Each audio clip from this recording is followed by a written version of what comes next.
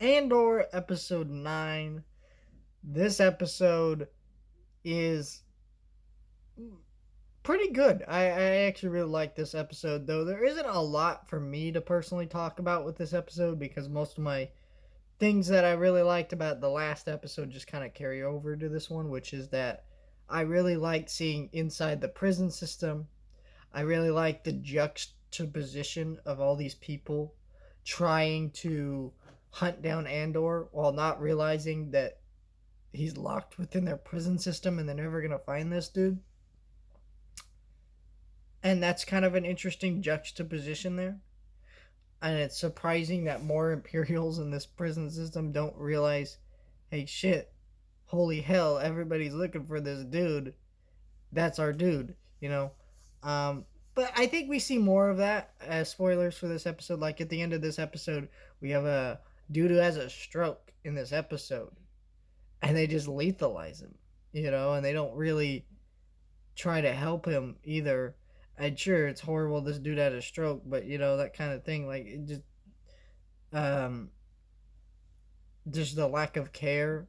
There's also some other things like that you see go on in this episode that were interesting, and yeah, just very sad to see what's going down in this show, and it gives this show an interesting feel. I think also our main Imperial, who's been younger and new to this thing, and he's getting really into it, and they're giving him promotions and things like that. I think that it's interesting to watch that character because that character, you're seeing his worldview kind of break and be shattered by this system, and maybe might eventually betray and help our good guys towards the end of the show, or maybe even die by the end of the season. It's actually more likely that he would die knowing this show, because this show is a spy thriller.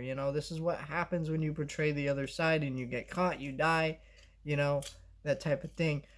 So there's just a lot to think about when you leave these episodes, while there isn't a lot to actually describe, like when you're breaking down the plot, because yeah, things happen and story beats move forward, but it's also slow, it's methodical, and that's where it's giving you a lot to think comes from. It's the slow and methodical moments that give you this moment, and you're sitting there thinking, and it's just a really fantastic show. This is the probably the best Star Wars show out there.